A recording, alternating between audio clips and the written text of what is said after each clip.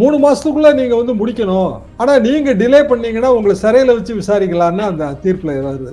அது எப்படி டிலே பண்ணாம இருக்க முடியும்? எனக்கு வந்து ஒரு லூப் ஹோல் ஒரு சட்டத்துல கிடைக்குது, இல்ல ஒரு புது கேஸ் லா எனக்கு கிடைக்குது. அப்ப நான் வந்து ஆட்டோமேட்டிக்கா மனு போடத்தானே செய்வேன். டிஸ்சார்ஜ் டிலேயிங் டாக்டிக், சர்க்கஸ் இந்த வார்த்தைகளை எல்லாம் பயன்படுத்தி இருக்காரு. டிஸ்சார்ஜ் போடுறது நம்ம உரிமைங்க. அதை எப்படி நீங்க குறை சொல்ல முடியும்னு எனக்கு அது புரியவே இல்லை. அப்படின்னா அது எல்லாத்துக்கும் பொருந்தும். அப்ப அமித்ஷா வழக்குல டிஸ்சார்ஜ் ஆயிருக்காரு. அது பாரதிய ஜனதா தலைவர்கள் எத்தனையோ பேர் வழக்குகள்ல டிஸ்சார்ஜ் ஆயிருக்காங்களா? அவையெல்லாம் குற்றச்சாட்டு சுமத்தப்பட்ட போது அடிப்படை நீதி என்ன அப்படின்னா, நிரூபிக்கப்படும் வரை அனைவரும் நிரபராதிகள். ஆனா இதுல வந்து ரிவர்ஸ், நீங்களே தான் நிரூபிக்கணும் உங்களுக்கு நிரபராதின்னு. அது முடியவே முடியாது. என்ன காரணம்னா, உங்க முழுமையான ஆதாரங்களை உங்களுக்கு தரமாட்டாங்க. பெயிலே கிடைக்காது, ட்ரையல் முடியணும். இப்ப ட்ரையல் 3 மாசத்துக்குள்ள முடியுமானா முடியாது. அது எப்படி முடியும்? 3 மாசம் டைம் சொல்றதெல்லாம் சும்மாதாங்க. அதனால எல்லாம் எந்த பிரயோஜனமும் கிடையாது. பிஎம்எல்ஏ கருப்பு சட்டம், அந்த கருப்பு சட்டத்தின் சில பகுதிகளை நீக்கணும். அது சுப்ரீம் கோர்ட்டு அதை இன்னமும் ஆராய்ஞ்சிக்கிட்டே இருக்கு. சுப்ரீம் கோர்ட்டுக்கு யாரு டைம் ஃப்ரேம் பண்றது? நீங்க 3 மாசத்துக்குள்ள இது பற்றி தீர்ப்பு சொல்லணும்னு சொல்ல முடியுமா? வணக்கம். இது தமிழ் குரலின் மெய்ப்பட பேச இன்றைய சிறப்பு விருந்தினர் மரியாதைக்குரிய மூத்த பத்திரிகையாளர், அரசியல் திறனாய்வாளர் ஐயா திருமிகு தரா சேஷியாம் அவர்கள். சார் வணக்கம். சார் வணக்கம் வளவன். சார், முன்னாள் அமைச்சர் செந்தில் பாலாஜி அவர்களுடைய ஜாமீன் மனு அமைச்சர் பதவியை ராஜினாமா செய்த பிறகும் கூட அவருக்கு உயர் நீதிமன்றம் மறுத்திருக்கிறது. நீதிபதி திரு ஆனந்த் வெங்கடேஷ் அவர்கள் மறுத்திருக்கிறார். அதுக்கு மெரிட் இல்லை அப்படிங்கிற விஷயங்களை சொல்லி டே டு டே பேசிஸ்ல 3 மாதங்களுக்குள் வழக்கை முடிக்க வேண்டும் அப்படின்னு டைம்லைன் செட் பண்ணி இருக்கிறார். எப்படி பாக்குறீங்க சார்? ஜாமீன் கிடைக்காதுன்னு நான் எதிர்பார்த்தது தாங்க. ஆனா ஒரு வழக்கறிஞரா வந்து நம்ம கட்சிக்காரருக்கு பெயில் கிடைக்கணும்னு தான் எல்லாரும் விரும்புவோம்.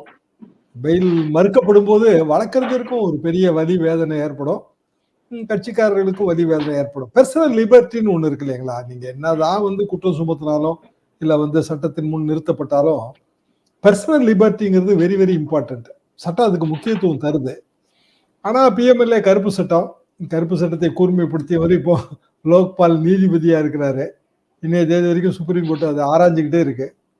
ஒரு குற்றச்சாட்டு சுமத்தப்பட்ட போது அடிப்படை நீதி என்ன அப்படின்னா, நிரூபிக்கப்படும் வரை அனைவரும் நிரபராதிகள். இதுதான் அடிப்படை நீதி. ஆனா இதுல வந்து ரிவர்ஸ், நீங்களே தான் நிரூபிக்கணும் உங்களுக்கு நிரபராதின்னு. அது முடியவே முடியாது. என்ன காரணம்னா, உங்க முழுமையான ஆதாரங்களை உங்களுக்கு தரமாட்டாங்க. அப்போ கிட்டத்தட்ட ட்ரையல் முடிஞ்சாதான் உங்களுக்கு தீர்ப்பு கிடைக்கும். பெயிலே கிடைக்காது, ட்ரையல் முடியணும். இப்ப ட்ரையல் 3 மாசத்துக்குள்ள முடியுமானா முடியாது. அது எப்படி முடியும்? ஆவண சரிபார்ப்பு இருக்கும், ஆவணத்துல பிழை இருக்கும், கியூரேஷன் பெட்டிஷன் போட வேண்டியது வரும். அதெல்லாம் நம்ம ஒரு குற்றம் சுமத்தப்பட்டவரோட உரிமை இல்லையா? அப்போ உயர் நீதிமன்றத்துக்கு 3 மாசத்துக்குள்ள முடியலன்ட்டு வந்தா நீங்க தானே மனு போட்டு டிலே பண்ணீங்கம்பாங்க.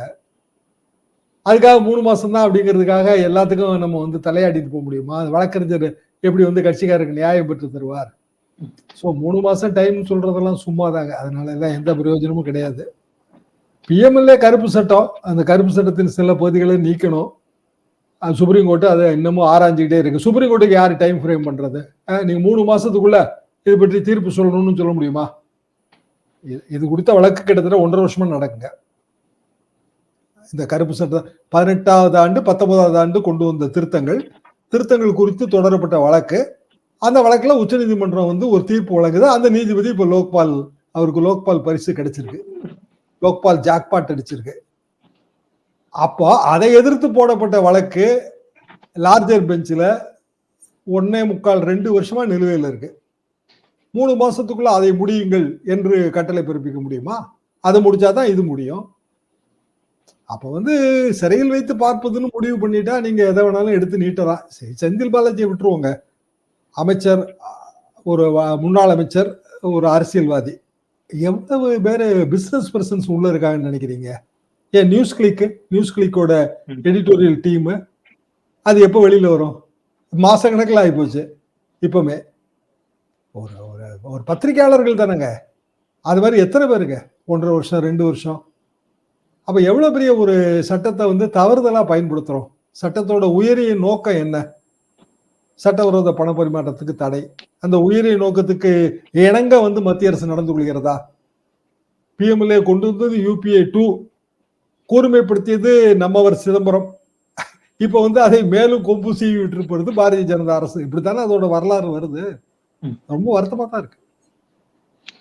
செந்தில் பாலாஜி ஒரு பக்கம் அப்படின்னா அமைச்சர்களுக்கு எதிரான சுவமோட்டோ வழக்குகள் ஒவ்வொன்றாக சூடுபிடித்திருக்கிறது. குறிப்பாக திரு ஐபி அவர்களுக்கு விசாரணை தொடங்க வேண்டிய தேதி, முடிக்க வேண்டிய தேதி, 1,00,000 ரூபாய் முன்பிணைக்கு பாண்டு கட்டணும் அப்படிங்கிற லெவலுக்கு எல்லாம் டைரக்ஷன்ஸ் கொடுத்திருக்கிறாங்க. அப்படி போகும்போது டே டு டே ஒரு அமைச்சர் போறாரு அப்படின்னா அது அரசு ரீதியாகவும் அல்லது கட்சி ரீதியாகவுமே ஒரு பேரலிசிஸ உருவாக்கிடாதா? எப்படி பாக்குறீங்க சார் அந்த விஷயத்த? இல்ல, எனக்கு இதுல முன்பிணைங்கிறதே புரியல. என்ன காரணம்னா, பிணைத்தொகை எப்போ நம்ம செலுத்துவோம்னா ஜாமீன் பெறும்போது செலுத்துவோம். அவரை பொறுத்தவரையில அவரோட டிஸ்சார்ஜ் பெட்டிஷன் ரிஜெக்டடு, இல்லைன்னா டிஸ்மிஸ்டு, வழக்கு மீண்டும் நடத்தணும்னு ஆர்டர். இதுல முன்பிணை எங்க இருந்து வருதுங்கிறது உண்மையிலே ஒரு வழக்கறிஞரா என்னால் அதை புரிஞ்சுக்க கொள்ள முடியவில்லை. ஒன்று, 3 மாசத்துக்குள்ள நீங்க வந்து முடிக்கணும், ஆனா நீங்க டிலே பண்ணீங்கன்னா உங்களை சிறையில வச்சு விசாரிக்கலாம்னு அந்த தீர்ப்புல வருது. அது எப்படி டிலே பண்ணாம இருக்க முடியும்? எனக்கு வந்து ஒரு லூப் ஹோல் ஒரு சட்டத்துல கிடைக்குது, இல்ல ஒரு புது கேஸ்லா எனக்கு கிடைக்குது, நான் ஒரு வழக்கறிஞர், அப்ப நான் வந்து ஆட்டோமேட்டிக்கா மனு போடத்தானே செய்வேன்.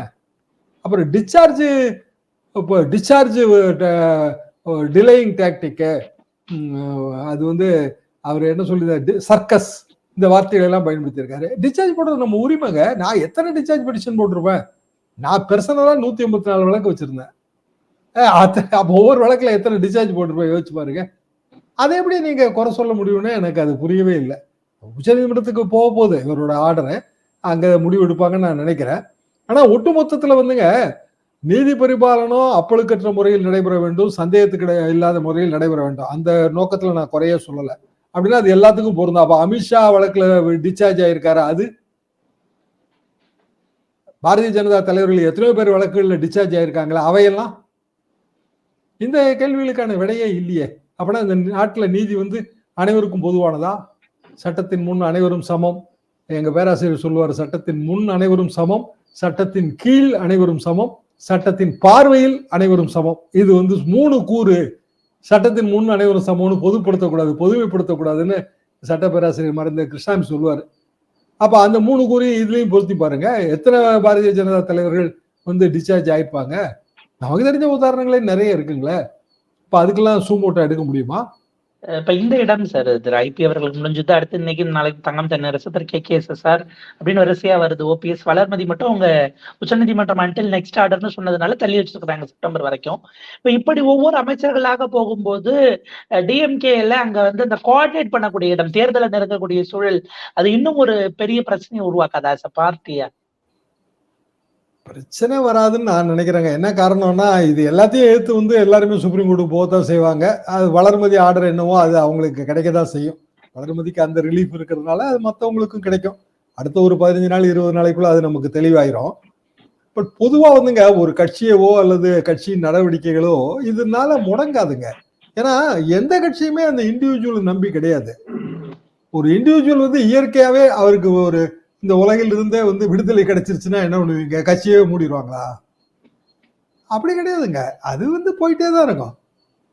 எனவே ஒரு பெரியசாமி இல்லைன்னாலும் திண்டுக்கல்ல வேலை பார்க்கறதுக்கு வேற யாராவது இருப்பாங்க. நமக்கு பேர் தெரியாது, அவ்வளவுதான். அவருக்கு அடுத்தடுத்த நிலைகள்ல பல பேர் இருப்பாங்க. ஸோ அது வந்து ஒரு பெரிய பொருட்டாக நான் பார்க்கல. ஆனால் நீதி பரிபாலனம் என்பது இந்த இடத்துல வந்து எதை நோக்கி போய்கொண்டிருக்கிறது, எந்த திசையை நோக்கி வந்து நம்ம நீதித்துறை போய் கொண்டிருக்கிறது, இப்படி வந்து ஒரு வழக்கறிஞராக என்னோட கவலை, வழக்கறிஞர் மற்றும் பத்திரிகையாளனாக நான் கவலைப்படுகிறேன். ஏன்னா நீங்க இந்த டிஸ்சார்ஜ் கேம் அப்படிங்கிற வார்த்தை வந்து ரொம்ப அது அந்த பார் அண்ட் பெஞ்ச்லயே ஒரு அதிர்வலை ஏற்படுத்தக்கூடியதா இருக்குன்னு இதற்கு முன்பு ஒரு நேர்காணல பதிவு பண்ணியிருந்தீங்க. எனக்கு அது ரொம்ப அதிர்ச்சியா இருந்துச்சு. என்ன காரணம்னா, டிஸ்சார்ஜ் போடுறதுங்கிறது நம்ம உரிமை. உதாரணமாக ஒரு குற்றப்பத்திரிகை தாக்கல், முதல் டிஸ்சார்ஜ் போடுறோம், ட்ரையல் நடக்குது, சேஞ்ச் ஆஃப் சர்க்கம்ஸ்டன்ஸ் ஆகுது, அப்போ அந்த இடத்துல நமக்கு வந்து ஒரு பெரிய ஓட்டம் தெரியுது, டிஸ்சார்ஜ் பெட்டிஷன் போடுறோம். எத்தனை தடவைனாலும் போடலாம். டிஸ்சார்ஜ் பெட்டிஷன் அந்த கோர்ட்டை ஏத்துக்கிடணும், அவ்வளவுதானே. அப்போ கோர்ட்டை தான் நீங்க குறை சொல்லணும். அப்ப டிஸ்சார்ஜ் கொடுத்த நீதிபதிக்கு அப்ப தண்டனை கொடுப்பீங்களா? அப்புறம் அவரே கொடுத்தாரு, கீழமை நீதிபதி ஒருத்தர் கொடுத்திருக்காருல டிஸ்சார்ஜ், அவரை வந்து நம்ம கொஸ்டின் பண்ணியிருக்கோமா? டிஸ்சார்ஜ் வாங்கினவனை மட்டும் நம்ம கொஸ்டின் பண்றோம்ல? 2 பேருக்கும் போது தானே, சட்டத்தின் முன், சட்டத்தின் பார்வையில், சட்டத்தின் கீழ் எல்லாரும் போது தானே. இல்ல ஏற்கனவே வேலூர்ல பொன்முடி வழக்குல அந்த நீதிபதி அவங்க அம்மையாரும் கூட எதிர்த்து மேல போயிருக்காங்க. இல்ல அந்த அம்மையாருக்கு எதிராக கமெண்ட் பாஸ் பண்ணதுனால அவங்க ஏத்து மேல போனாங்க. இப்ப இதுல வந்து ஜாக்கிரதையா அதை அவாய்ட் பண்ணிட்டாங்க. டிஸ்சார்ஜ் கொடுத்த நீதிபதியை பத்தி ஐபி ஆர்டர்ல வந்து ஒண்ணும் சொல்லலையே, பெரியசாமி ஆர்டர்ல. இந்த அவங்களுக்கான ஜுடிஷியல் பிரமே இன்னும் சொல்ல போனால் இவர் ஃபார்மலா சிஜே கிட்ட ஒப்பீனியன் வாங்கலன்னு சுப்ரீம் கோர்ட் போனப்ப சுப்ரீம் கோர்ட் கருத்து சொல்லல. திரும்ப சிஜேக்கே நாங்க அனுப்புறோம், யாருக்கு அசைன் பண்றாரோ பண்ணிக்கலாம் சோமோட்டோ கேஸ்ல அந்த ஒரு ஒருங்கிணைவு அப்படிங்கறது அதுலயும் நம்ம பார்த்தோம். சுப்ரீம் கோர்ட் வந்துங்க கீழமை நீதிமன்றமான ஹைகோர்ட் மேல ஒரு ஸ்ட்ரிக்சர் பாஸ் பண்ண விரும்பி இருக்காது. அது தெளிவாக தெரிகிறது. ஆனா அதுவும் ஒரு அப்பாரண்ட் எரர் தானே, அது ஒரு மிஸ்டேக் தானே. அது இன்னும் சொல்ல போனால் என்னை கேட்டா அது வந்து நீதி பரிபாலன பிழைன்னு தான் நான் எடுத்துக்கிடுவேன். உரிய அனுமதி பெறாம வழக்கு தொடர முடியாது. உரிய அனுமதி வந்து சபாநாயகர்கிட்ட பெற்றதுக்கு ஒரு இது சொல்றாரு. அதாவது குற்றம் இழைக்கப்பட்ட போது என்ன பொசிஷன்ல இருந்தாருன்னு பார்க்க கூடாது, குற்றத்தை வந்து விசாரணைக்கு உட்படுத்தும் போது என்ன பொசிஷன்ல இருக்காரோ அதுதான் சாங்ஷனிங் என்பதற்கான அடிப்படைன்னு ஒரு கோடு போடுறாரு. அதுவே எனக்கு புரியல. ஏன்னா அஃபென்ஸ் எப்ப கமிட் ஆகுதோ அப்ப என்ன பொசிஷன்ங்கிறதா பாயிண்ட். இப்ப வந்து ஒரு முன்னாள் அமைச்சர் ஏன் வந்து கவர்னர்கிட்ட முன்னாள் அமைச்சர்கள் மீதான வழக்கு அனுமதி நிலுவையில் இருக்குன்னு எதுக்கு தமிழ்நாடு அரசு சொல்லுது, ஏன் சுப்ரீம் கோர்ட்டுக்கு போகுது? அப்ப இப்ப எம்எல்ஏவா தானே இருக்காரு, அப்படின்னா சபாநாயகர்கிட்ட எல்லாருக்கும் அனுமதி வாங்கி செய்ய வேண்டியதானே.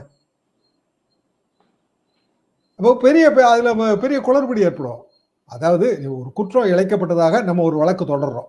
2006 2011 இந்த காலகட்டத்தில் அமைச்சரா இருக்காரு. அதுல வந்து குற்றம் இழைக்கப்பட்டதுன்னு 2011க்கு பிறகு வழக்கு தொடரப்படுகிறது.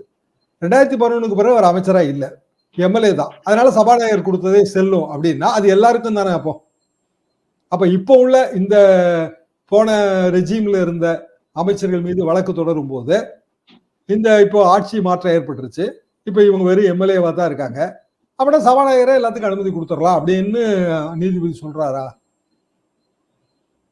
அதெல்லாம் வந்து ரொம்ப அது மீண்டும் டிபேட்டுக்குள்ளான பாயிண்ட்டுங்க. ஏன்னா அவரு அதுல எதுல இருந்து வியாக்கியானம் கொடுக்குறாருன்னா பிரிவென்ஷன் ஆஃப் கரப்ஷன் ஆக்ட்ல இருந்து வியாக்கியானம் கொடுக்காரு. அப்பேற்பட்ட வியாக்கியானத்தை வந்து உச்சநீதிமன்றம் ஏற்றுக்கொள்ள வேண்டும். அப்படி ஏற்றுக்கொண்டால் இந்தியா முழுவதுக்கும் அது பொருந்தும். இந்தியா முழுவதும் இப்ப நீங்க தமிழ்நாட்டை பத்தி மட்டும் பேசுறோம். எத்தனை மாநிலத்துல இந்த மாதிரி வழக்கு நடந்திருக்கும்? எத்தனை மாநிலத்துல ரெஜிம் மாறின பிறகு பழைய ரெஜிம் மேல வழக்கு போட்டிருப்பாங்க. நாளைக்கு மோடி ரெஜிம் மாறினா புது அரசாங்கம் அவர் பேர்ல வழக்கு போடும்போது இது பொருந்துமான்னு நான் கேட்கிறேன். கண்டிப்பாங்க சார். இப்ப இந்த விஷயம் வந்து லீகல் ஸ்டாண்ட்ஸ்ல பார்த்தாலும் இது ஒரு பொலிட்டிக்கோ லீகல் ஃபைட் தான். ஏன்னா இப்ப பாஜகவும் அதிமுகவும் இதற்கு கண்டிப்பா தேர்தலை நோக்கி நகர்த்தும் பொழுது அமைச்சர்கள் மீதான விஷயமா கொண்டு வர போறாங்க. இப்ப அதை தாண்டி அந்த கிரவுண்ட்ல டிஎம்கே ஒர்க் பண்ண வேண்டியிருக்கு. அவங்களுக்கு அது எலெக்ஷன்ல சவாலா இருக்குமா? தேர்தல் சவால் தாங்க. அதாவது திமுக நினைக்கிற மாதிரி கேக் வாக்கெல்லாம் கிடையாது. எந்த தேர்தலும் கேக் வாக் கிடையாதுங்க. 96 98 காலகட்டத்துல திமுக தமாக கூட்டணி, ரஜினிகாந்தோட ஆதரவு, பெரிய வெற்றி. 96 98 1.25 வருஷத்துல தேர்தலுங்க. கிட்டத்தட்ட இதே மாதிரிதான். அதே திமுக தமாக கூட்டணி, கலைஞர் ஆட்சி, இங்க சென்னை மாநகராட்சி தேர்ந்தெடுக்கப்பட்ட மேயர் ஸ்டாலின், ரஜினிகாந்த் ஆதரவு. 98 மக்களவை தேர்தலில் அதிமுக 30 தொகுதி ஜெயிச்சுது. ஜெயலலிதா கூட்டணி பாமக தமாக மன்னிக்கவும் பாமக மதிமுக அப்புறம் வந்து பிஜேபி, சுப்பிரமணிய சாமி, பாலப்பாடி ராமமூர்த்தி.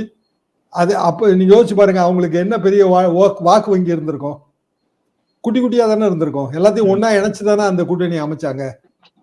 நான் வந்து ஒரு 18 தொகுதி 20 தொகுதி ஜெயிப்பாங்கன்னு நினைச்சேன். கடைசி நேரத்தில் கோயம்புத்தூர் பாம் பிளாஸ்ட் வந்ததுல அந்த பகுதி பூரா வந்து வெற்றி வந்துருச்சு. 30 தொகுதி ஆகிப்போச்சு. பெரிய அளவுக்கான ஒரு அவப்பெயர்லாம் ஆட்சிக்கு கிடையாதுங்க. ஆட்சி வந்தே 1.25 வருஷம் தான் ஆயிருந்தது. ஏன்னா தேர்தல் என்பது எப்போதுமே சவால் தான். கடைசி நேரத்தின் நிகழ்வுகள் கூட அந்த தேர்தலோட போக்க மாற்றிடும். அதனால திமுக விஜிலண்டா இருந்து வேலை பார்க்க வேண்டியதான், வேற வழி கிடையாது. ஒரே ஒரு நிறைவு கேள்வி சார். இப்ப விஜயதாரணி அவர்கள் ரிசைன் பண்ணிட்டாங்க, உடனடியாக காலி அப்படின்னு பேரவையில இருந்து போயிடுச்சு. பட் பொன்முடி அவர்கள் தொடர்பானது இன்னமும் பரிசீலனையிலேயே இருக்கிறது அப்படிங்கிற ஒரு விஷயம் சபாநாயகர் கிட்ட அது பெண்டிங்ல இருக்கு அப்படிங்கிறாங்க. டிஸ்குவாலிஃபை ஆனா அந்த மினிட்டே அவருடைய அமைச்சர் பதவி பறிபோகும் அப்படிங்கிறதும், எம்எல்ஏ பதவி போகுங்கிறது பைலாவா இருந்தாலும் ப்ரொசீஜரலா இங்க வந்து போகணுங்கிறதும் இப்ப ஒட்டுமொத்தமாக அது வேக்கண்ட்னு அறிவிக்காததுனால அவர் இந்த பட்ஜெட்டோ மற்றதோ அட்டனும் பண்ண முடியாது. அப்ப அந்த தொகுதி மக்களுக்கு அது வந்து அன்ரெப்ரசன்டா விடுவதாக நம்ம பார்க்க வேண்டியிருக்குல்ல. அந்த இடம் திமுக தவறு செய்து பாக்குறீங்களா? திமுக தவறு செய்கிறதுன்னு தான் நான் நினைக்கிறேன். நீங்க சொல்றது சரிதான். தொகுதி மக்கள் வந்து அவங்களுக்கான பிரதிநிதித்துவம் கிடைக்கல. டிஃபரன்ஸ் என்னன்னா வாலண்டர்லி கிவிங் அ போஸ்ட்னு அதுல வந்து ஒரு விதி இருக்குங்க. விஜயதாரணி அவங்களாக முன் வந்து அவங்க பதவியை வந்து திறந்துட்டாங்க. எனவே அது அந்த நிமிடமே வேக்கண்ட் ஆயிரும். பொன்முடியை பொறுத்த வரைக்கும் அவருக்கான தகுதி இழப்பு இன்னும் வந்து அமலுக்கு வரல. என்ன காரணம்னா அது பல்வேறு கட்டங்கள்ல நீதிமன்றங்கள்ல இருக்குது. தாவா வந்து நிலுவையில் இருக்கு. இன்னமும் அந்த இறுதி முடிவு எட்டப்படவில்லை. இதற்கு முன்னரும் இதே மாதிரி நடந்திருக்கு. அதனால வந்து சபாநாயகர் பரிசீலனையில் இருக்குங்கிற ஒரு விஷயத்த சொல்றாரு. ஆனால் தொகுதி மக்களின் நலன் என்று பார்த்தால் அது தவறுதான்.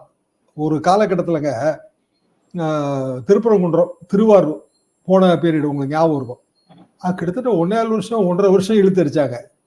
அதாவது ஒரு 18 மாசத்துக்கு மேல வந்து தொகுதி மக்களுக்கு எந்த ரெப்ரசன்டேஷனும் இல்லை. இது வந்து இந்திய ஜனநாயகத்தோட விசித்திரங்கள்ல ஒண்ணு. 6 மாசத்துக்கு மேல ஒரு தொகுதி காலியா இருக்கக்கூடாதுன்னு தான் நம்ம சொல்றோம். ஆனா அது காலியா இருக்குது. அப்பவும் வந்து இடைத்தேர்தல் நடத்தல. திருவாரூர் இடைத்தேர்தல் டேட் அனௌன்ஸ் பண்ணி கடைசியில இல்லைன்னு சொன்னாங்க. இதுவும் நம்ம பார்க்கத்தான் ஜெயலலிதா அவர்களுக்கும் அப்படிதான் கொஞ்சம் லேட்டா அவங்க பரப்பனபுரம் சரி போயிட்டு வந்த பிறகுதான் அனௌன்ஸ் பண்ணாங்க லேட்டா. அதுக்குள்ள திமுக ரொம்ப ஆவேசமா பல விஷயங்கள் பேசியிருந்தாங்க அந்த வேக்கன்ட்னு அறிவிக்கிறதுல. இல்ல சபாநாயகர் உரிமைக்கு உட்பட்டதுதான். ஆனா என்னை கேட்டால் வந்து ஒரு தொகுதி மக்களின் நலன் தான் வந்து முக்கியமானதா இருக்க வேண்டும். ஏன்னா வாக்காளர்கள் நலன் தானே இதுல முக்கியம். அப்படிங்கும்போது ஒரு தொகுதி வந்து பிரதிநிதித்துவம் இல்லாம இருக்கிறது பெரிய தவறுன்னு தான் நான் நினைக்கிறேன். தேவையில்லை. இப்போ செந்தில் பாலாஜியோட அமைச்சர் பதவி அது நீடித்து கொண்டே போனது அவருக்கு பிணை கிடைப்பதில் தாமதம் ஏற்படுங்கிறத பலமுறை சொன்னதுதான். துறை இல்லாத அமைச்சரா ஒருத்தர் நீடிப்பது ஜனநாயகத்துக்கு விரோதமானது. என்ன காரணம்னா நம்ம தானே செலவு பண்றோம் அமைச்சருக்கு. அப்புறம் துறையோட கூட்டு பொறுப்புன்னு ஒண்ணு இருக்குல்ல. துறை இல்லாத அமைச்சருக்கு வந்து எப்படி அமைச்சரவை கூட்டு பொறுப்பு வரும்? அப்ப வந்து அது அந்த ஜனநாயகத்தை வந்து அது கேலி கூத்தாக்கிறோம். அதாவது கான்ஸ்டிடியூஷனல் டிராவஸ்டி. அதே மாதிரிதான் இதுவும் கான்ஸ்டிடியூஷனல் டிராவஸ்டி. சபாநாயகருக்கு உரிமை இருக்கு. ஆனால் அந்த உரிமையை விட ரொம்ப முக்கியமானது தொகுதி மக்களின் உரிமை என்பது அப்படிதான் நான் இதை பார்க்கிறேன். மிக நிச்சயமா சார். விரிவான உரையாடல். திமுக அப்கோர்ஸ் வழக்குகளால் இன்றைக்கு முக்கிய தலைகள் அப்படிங்கிறவங்க அடுத்தடுத்த கட்டங்கள்ல சில நெருக்கடிகளுக்கு உள்ளாகிறார்கள். ஆனால் அந்த கட்சி என்பது அதனுடைய கட்டமைப்பு என்பது அது எல்லாவற்றையும் தாண்டி உறுதியாக வேர்விட்டது. அங்கிருந்துதான் இவர்களும் வந்திருக்கிறார்கள் அப்படிங்கிற ஒரு பார்வையை பதிவு பண்ணியிருக்கிறீங்க. அடுத்தடுத்த கட்டங்கள்ல இது எப்படி அரசியலாகவும் சட்ட ரீதியாகவும் எதிர்கொள்றாங்கிறத பார்க்கலாம். நீண்ட பத்திரிகையாளர் என்பதுல இருந்து வழக்கறிஞர் என்பதுல இருந்து பல விஷயங்களை பகிர்ந்துட்டீங்க. நேரத்துக்கும் கருத்துக்களுக்கும் ரொம்ப நன்றி சார்.